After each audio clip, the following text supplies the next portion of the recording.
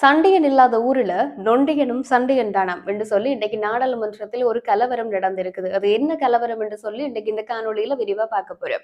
அது மாத்திரம் இல்லாமல் ஈழத் தமிழர்களுக்காக 5 அம்ச கோரிக்கைகளை முன்வைத்து தன்னுடைய உயிரையே தியாகம் செய்து தியாக தீபம் திலீபனுடைய 38ஆம் ஆண்டு நினைவேந்தல் என்ற இறுதி நாள் இன்றைக்கு பல்வேறுபட்ட சம்பவங்கள் எல்லாம் நடந்து இருக்குது. என்னென்ன சம்பவங்கள் நடந்தது என்று சொல்லியும் இன்றைக்கு இந்த காணொளியில பார்க்க போறோம். அடுத்ததான விஷயம் இப்ப இந்த ஐநா பொதுச்சபையில ஜனாதிபதி அனுரகுமார திசுநாயக்க உரையாற்றி இருந்தவர். அந்த உரையாற்றிகள்ல அவர் சொன்ன ஒரு கருத்துண்டு இப்ப அதிக அளவுல பெரிய சர்ச்சையான ஒரு விஷயமா மாறி இருக்குது.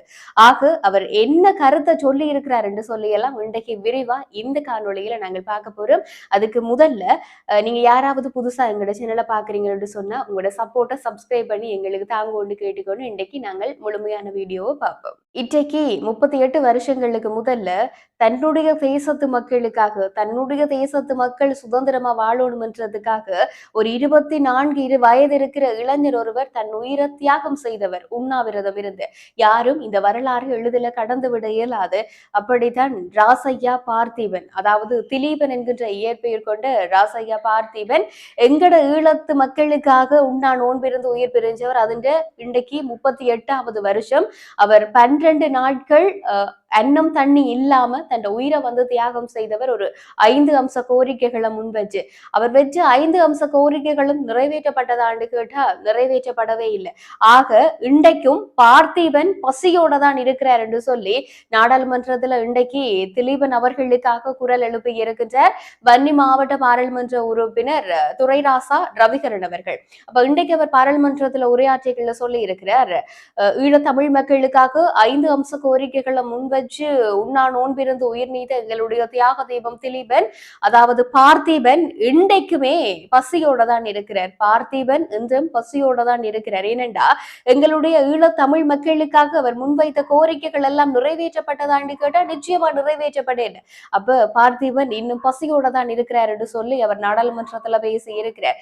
அது மாத்திரம் இல்லாமல் இன்றைக்கு தியாக தீபம் உண்ணா நோன்பிருந்து உயிர் பிரிந்து அந்த இடம் நல்லூர் பின்வீதி வடக்கு வீதியில உங்களுக்கு தெரியும். அதுல இன்றைய தினம் அவருக்கான நினைவஞ்சலிகள் எல்லாம் செலுத்தப்பட்டது. காலையில அவர் உயிர் நீத்த நேரமாகிய காலை 10:48 மணி அளவுல அவருக்கு அந்த இடத்துல முன்னாள் மாவீரர் பெற்றோர் ஒருவர் சுடர் ஏற்றி இருந்தவர். அதுக்கு பிறகு எல்லாருமே மலர் தூவி அஞ்சலி செலுத்தி அவருக்கான மலர் வழக்கம் வடக்கு கிழக்குல பெரும்பாலான பகுதிகளில் இன்றைய தினம் முன்னெடுக்கப்பட்டிருந்தது. இதன் போது அந்த இடத்துல நபர் ஒருவர் தூக்கு காவடி எடுத்துக்கொண்டு தியாக தீபத்துக்கு தன்னுடைய உணர்வு பூர்வமான அஞ்சலியையும் அவர் இந்த இடத்துல செலுத்தி இருந்ததையும் நாங்கள் காணக்கூடிய மாதிரியாக இருந்தது.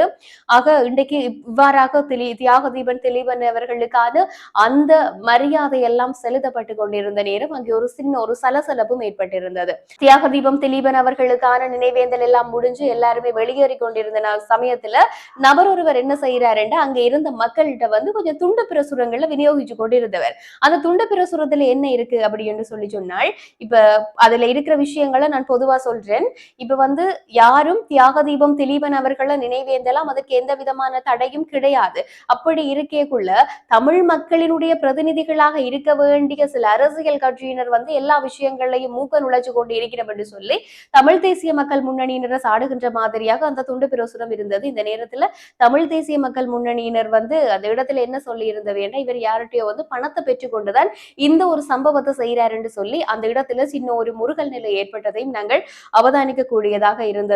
இந்த தியாக தீபன் திலீபன் அவர்களினுடைய ஆரம்ப அந்த 12 நாள் அந்த நினைவேந்தல்கள் நடந்து கொண்டிருக்கைக்குள்ளையும் கடற்தொழில் அமைச்சர் ராமலிங்கம் சந்திரசேகர் அந்த இடத்துக்கு நினைவஞ்சலி செலுத்த போகைக்குள்ளையும் அவரை நினைவஞ்சலி செலுத்த முடியாமல் தடுத்த சம்பவங்களும் நடந்திருக்குது.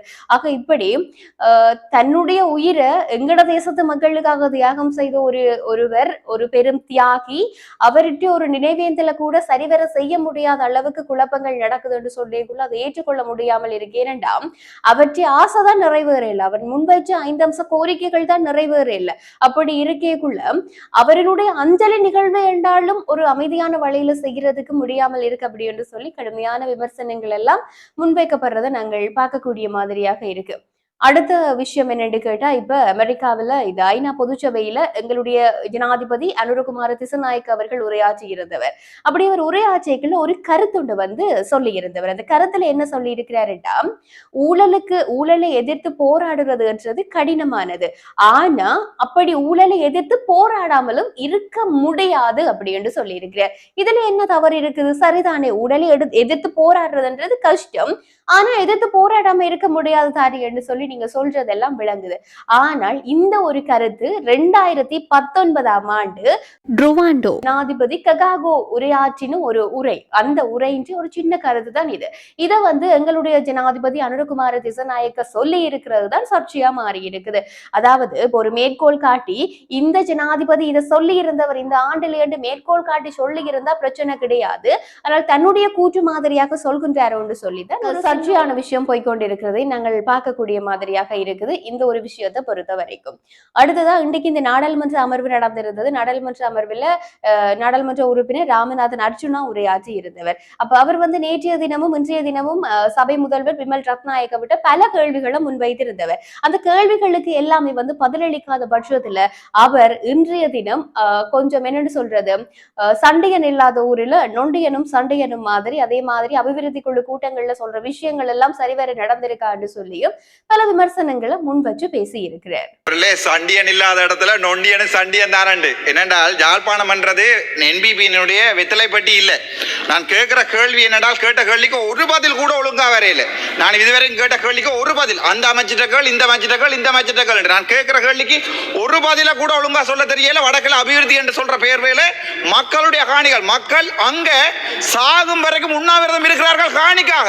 எவ்வளவு பொய் சொல்றாருன்னு பாருங்கள் இவர்கள். நான் கேட்கிற முதலாவது கேள்வி, என்னுடைய ஒரே ஒரு கேள்வி, அந்த மானா பிரதீபனை நீங்க வெளியேற்றல, ஊழல்னு உங்க ஆளுநர் கடிதம் அடிச்சிருக்கிறார், நீங்கள் மானா பிரதீபனை வெளியேற்றல. சரி, கவலை இல்லை, பரவாயில்லை. இதுவரைக்கும் இந்த டிசிசி மீட்டிங் ஒரு வருடம் கூட்டப்பட்ட டிசிசி மீட்டிங்கள்ல இந்த அபிவிருத்தி தொடர்பாக செய்த ஒரு வேலையை சொல்லிடுமா உங்களால? சும்மா கல்லினர் அது ஆக்காட்ட கூட பேக்காட்ட கூடாது. ஒரு வேலையை சொல்லுங்க யாழ்ப்பாணத்துல, ஒரு வேலை எழும்பி சொல்லுங்க. இந்த டிசிசி மீட்டிங்கள்ல எடுக்கப்பட்ட தீர்மானங்கள் நடைபெற்றது என்று சொல்லி ஒரு வேலையை சொல்லுங்க. சும்மா காட்டுறது பே காட்டுற வேலையை யாழ்ப்பாணத்தில் வைக்க கூடாது என்றால் யாழ்ப்பாணம் அவரை வச்சு வெட்டிலப்பட்டி இல்லை. வார நேரம் போற நேரம் நான் சாப்பிடுறது இப்படியான விஷயங்கள் எல்லாம் நடந்திருக்கிறது நாங்கள் பார்க்கக்கூடிய மாதிரி இருக்குது. இது தொடர்பான உங்களோட கருத்துக்களையும் என்னோட பகிர்ந்து கொள்ளுங்க. தொடர்ந்தும் காணொலி கொள்ள கதைச்சு கொள்ளுவோம். இது மாதிரி நாங்கள் தொடர்ந்து பேசுறதுக்காக நீங்க மறக்காம எங்களோட சேனலை சப்ஸ்கிரைப் பண்ணி உங்களுடைய ஆதரவை எங்களுக்கு தொடர்ந்தும் தந்து கொண்டே இருக்க வேண்டும் என்று கேட்டுக்கொள்கிறேன். நன்றி உறவுகளே.